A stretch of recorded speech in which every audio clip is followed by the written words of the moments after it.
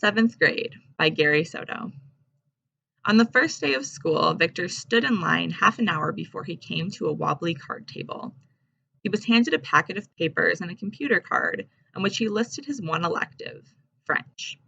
He already spoke Spanish and English, but he thought someday he might travel to France, where it was cool, not like Fresno, where summer days reached 110 degrees in the shade. There were rivers in France, and huge churches, and fair-skinned people everywhere, the way there were brown people all over in Victor.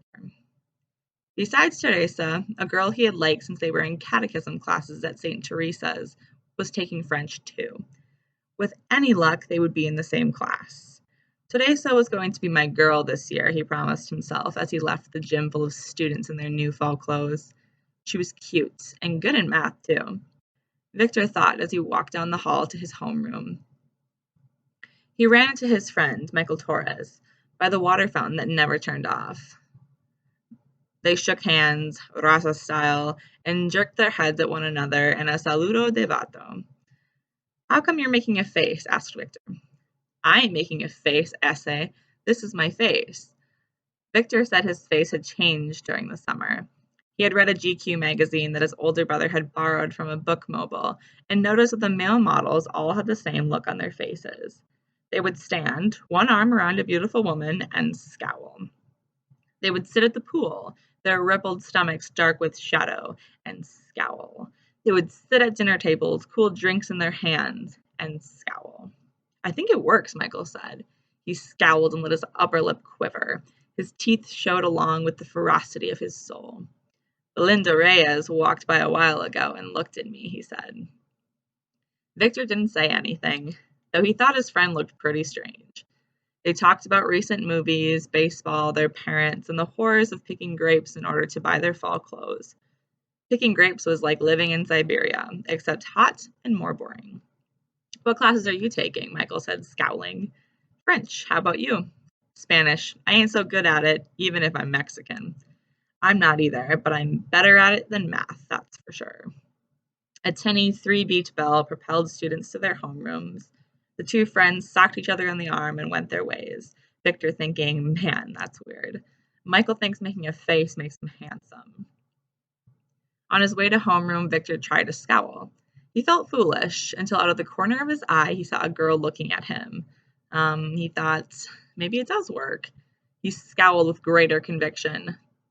In the homeroom, roll was taken, emergency cards were passed out, and they were given a bulletin to take home to their parents.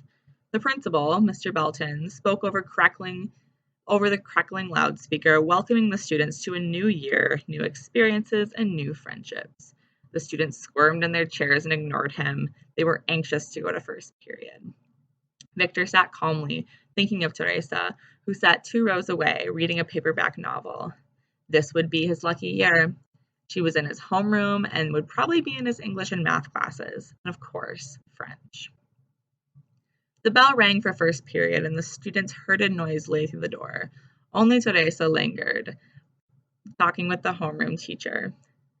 "So you think I should talk to Mrs. Gaines?" she asked the teacher. "She would know about ballet?" "She would be a good bet," the teacher said, then added, "or the gym teacher, Miss Garza." Victor lingered, keeping his head down and staring at his desk. He wanted to leave when she did, so he could bump into her and say something clever. He watched her on the sly. As she turned to leave, he stood up and hurried to the door, where he managed to catch her eye. She smiled and said, "Hi, Victor." He smiled back and said, "Yeah, that's me." His brown face blushed. Why hadn't he said, "Hi, Teresa," or "How was your summer," or something nice?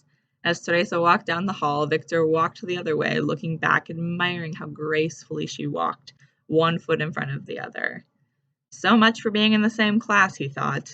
As he trudged to English, he practiced scowling. In English, they reviewed the parts of speech.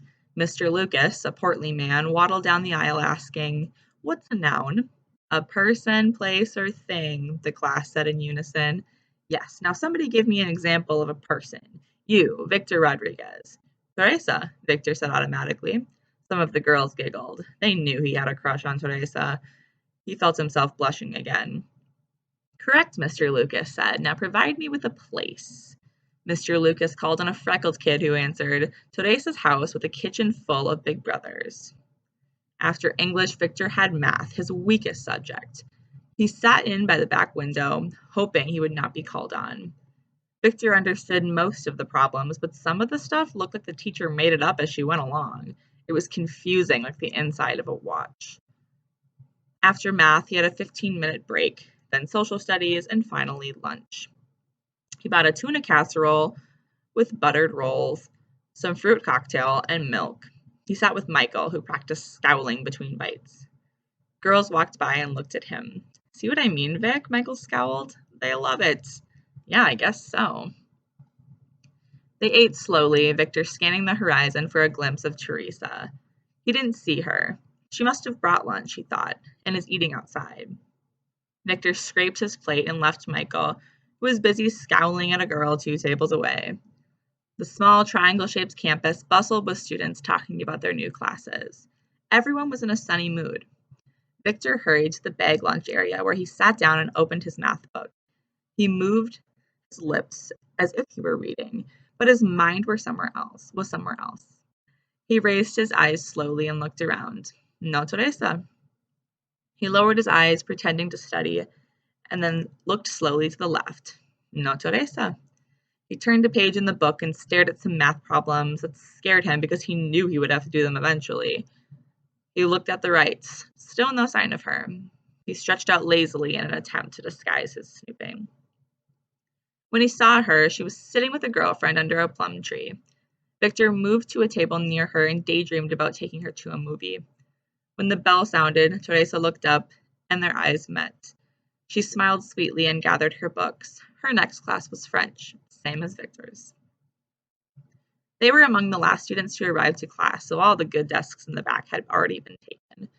Victor was forced to sit near the front, a few desks away from Teresa, while Mr. Bueller wrote French words on the chalkboard. The bell rang, and Mr. Bueller wiped his hands, turned to the class, and said, Bonjour. Bonjour, braved a few students. Bonjour, Victor whispered. He wondered if Teresa heard him. Mr. Bueller said that if the students studied hard, at the end of the year, they could go to France and be understood by the populace. One kid raised his hand and said, What's populace? The people of France. Mr. Bueller asked if anyone knew French. Victor raised his hand, wanting to impress Teresa. The teacher beamed and said, Très bien, parlez-vous français? Victor didn't know what to say. The teacher wet his lips and asked something else in French. The room grew silent. Victor felt all eyes staring at him. He tried to bluff his way out by making noises that sounded French. La me vave mi con le grandma, he said uncertainly. Mr. Bueller, wrinkling his face in curiosity, asked him to speak up. Great rose bushes of red bloomed on Victor's cheeks. A river of nervous sweat ran down his palms. He felt awful. Teresa sat a few desks away, no doubt thinking he was a fool. Without looking at Mr. Bueller, Victor mumbled, Frenchy ou oui oui ji in September. Mr. Bueller asked Victor to repeat what he said. Frenchy ou oui oui ji in September, Victor repeated. Mr. Bueller understood that the boy didn't know French and turned away. He walked to the blackboard and pointed to the words on the board with a steel-edged ruler. La battue, he sang. La battue, the students repeated. La battue est sur l'eau. He's saying, I don't know French. La battue est sur l'eau. Close enough. Victor was too weak from failure to join the class. He stared at the board and wished he had taken Spanish, not French. Better yet, he wished he could start his life over. He had never been so embarrassed. He bit his thumb until he tore off a sliver of skin. The bell sounded for fifth period, and Victor shot out of the room, avoiding the stares of the other kids, but had to return for his math book. He looked sheepishly at the teacher, who was erasing the board, then widened his eyes in terror as Teresa, who stood in front of him. I didn't know you knew French, she said. That was good. Mr. Bueller looked at Victor, and Victor looked back. Oh, please don't say anything. Victor pleaded with his eyes. I'll wash your car, mow your lawn, walk your dog, anything. I'll be your best student and I'll clean your erasers after school.